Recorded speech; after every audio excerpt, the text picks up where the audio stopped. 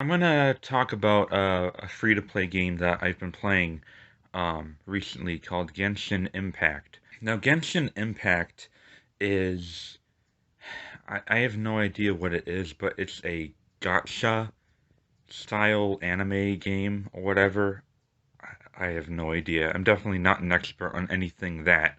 It's an open world RPG where you play as either a boy or a girl trying to rescue his kidnapped brother or sister, his or her brother, you know. Also to stop this corrupted dragon from decimating humankind. It's a really good game. It's surprisingly free. Like, usually free to play games aren't this good. Genshin Impact, as you probably heard, if you even heard about it, you probably heard of some comparisons between that and Legend of Zelda Breath of the Wild. In terms of like the combat and just the general world and being able to set your own icons in different parts of the map, it definitely does feel like Breath of the Wild in a way. Although not as polished, because it's an online it's a live service game. You know how free to play games are. So, sometimes the cutscenes will lag a little bit. Sometimes the frame rate will drop once in a while when you're fighting. I love the combat of Genshin Impact. It is hands down my favorite part about the whole game. That my favorite aspect. I love being able to use different characters' elemental abilities and then switch into another character mid-combat using their abilities to create like this really like powerful combination of elements to stagger enemies and just destroy everything on the battlefield. So awesome. Love the combat, very strategic. But there's one thing this game did probably even better than Breath of the Wild. It's the combat is fucking exceptional. You progress in Genshin Impact by just doing the story missions, the side missions. There's daily world events that you can do. You also can regularly level up by just finding goblin-looking enemies and killing them to open their treasure chests and get the loot. It's just a really, really, really fun free-to-play open world RPG, mostly single player, but there is, co-op. I tried the co-op and I kept getting kicked. So I'm guessing a lot of people who play this game aren't that social. The story isn't that memorable, and there are some parts that are like really predictable. There are also some like dialogue problems where you can tell they only voiced like one side. Like, for example, I'm playing as the guy. I'm playing as, the male character.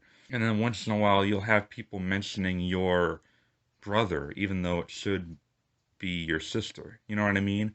So, yeah, they kind of rushed the voice work out. They forgot to voice both sides. There is a progression wall, unfortunately. After you beat the prologue, which is like really long in itself, like the prologue is as long as like most main quest lines in like full price $60 RPGs.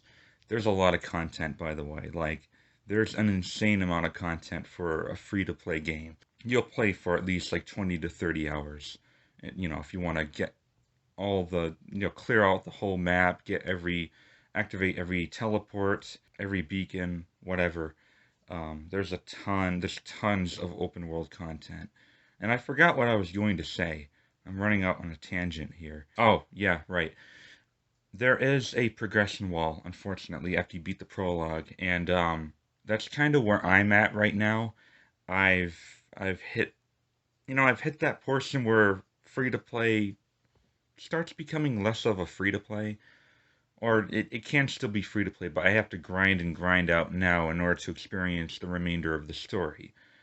So there is a lot of grinding later on. That's actually the main reason why I'm doing a mini review as opposed to a full length review, because I haven't experienced the rest of the story. For all I know, it could be amazing. It could be shit. I don't know. I do have other games to go to, so I can't really stay with this one for that much longer. All I know is I'm enjoying it a lot. You actually do have an adventure rank. It's actually separate from like your personal character rank, which with your personal characters, each individual characters level up by they look like books. They're like experience books, I guess you can call it. That's actually your main thing that you level up your individual characters with. Your adventure rank you level up by opening chests and doing missions and activating fast travel points and all that stuff. So the more you level up your adventure, the more the game opens up to you. Like you can do more dungeons, more raids, and apparently continue on with the story. So, yeah, if I were to give a final score for Genshin Impact, it would probably around an 8. I was actually going to give it a 9 until I found this freaking progression wall. No, I was enjoying the story up until that point. Um, but yeah, uh, definitely, if you guys are a fan of open world fantasy RPGs, you got to try this game out. It's free, and especially if you have always wanted to try Breath of the Wild, but you don't have any means to play Breath of the Wild because you don't have a Switch or a Wii U or whatever. This is definitely the next best thing. It's not quite as good as Breath of the Wild, but it's still really good. For free. Try it, please, guys. It's a great game. You know, the visual art style kind of reminds me more of like Ni no Kuni a little bit. Not that I've played Ni no Kuni, I just know what it looks like. It kind of reminds me of that. A little bit more than Breath of the Wild, but still pretty good Zelda clone. Check it out, and yeah, coming up next to my channel is probably going to be a Halloween special towards the end of this month, as there usually is. So yeah, definitely stay tuned for that, and yeah, thank you for watching. The Gamer Gods!